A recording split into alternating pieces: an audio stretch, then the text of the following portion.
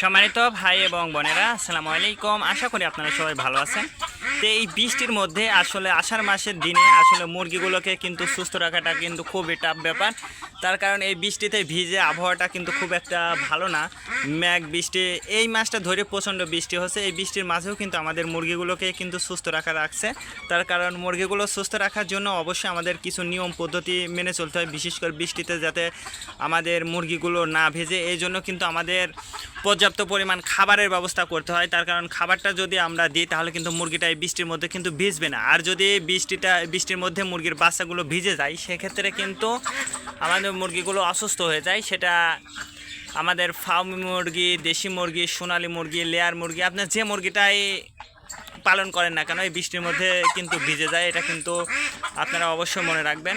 আর এই বৃষ্টির মধ্যে যদি আপনার মুরগিগুলো ভিজে যায়, সেক্ষেত্রে কিন্তু ঠান্ডাজনিত সমস্যা বা জ্বর এই জাতীয় সমস্যার সম্মুখীন কিন্তু আপনাকে হতে হবে। এই জন্য অবশ্যই আপনারা চেষ্টা করবেন মুরগিগুলো সুস্থ রাখার জন্য অবশ্যই বৃষ্টির মধ্যে যাতে না ভেজে, এই বিষয়টা লক্ষ্য রাখতে হবে।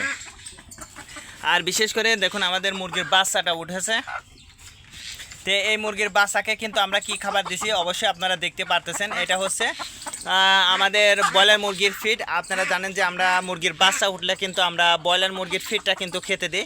তো আলহামদুলিল্লাহ আপনারা যদি এই ব্রয়লার মুরগির ফিডটা যদি আপনারা মুরগিকে খাওয়াইতে পারেন, তাহলে দেখবেন যে ইনশাল্লাহ আপনার মুরগিগুলো সুস্থ থাকবে এবং মুরগিগুলো কিন্তু ভালো থাকবে। আর মুরগিগুলো ভালো রাখার জন্যই এই বৃষ্টির মধ্যে কিন্তু অবশ্যই আপনারা যাদের এই যে জিরো মুরগি আছে, তো এই জিরো মুরগির বাচ্চা এ দেখেন আমরা কিন্তু টুপা, আমি জানি না এটার নাম আপনাদের অঞ্চলে কি বলে, আমাদের অঞ্চলে টুপা বলে।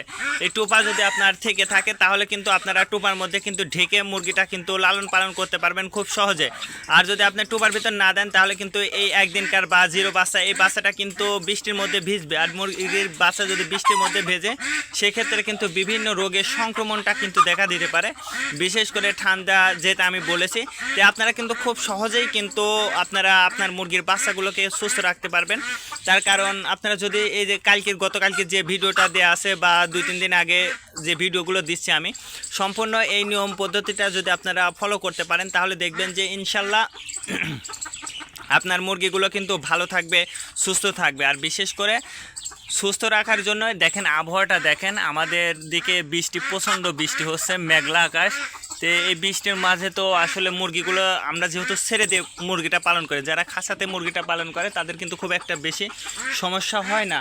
আর যারা খাঁচাতে মুরগিটা পালন করে না তাদের কিন্তু একটু বেশি সমস্যা হয়ে থাকে। এই বিষয়গুলো অবশ্যই আপনাকে লক্ষ্য রাখতে হবে। আর সর্বাবস্থাতে বলবো যে যাতে মুরগির বাচ্চাগুলো বৃষ্টিতে না ভেজে, এই বিষয়টা অবশ্যই লক্ষ্য রাখবেন। আজকে পর্যন্ত ভালো থাকবেন। আল্লাহ হাফেজ।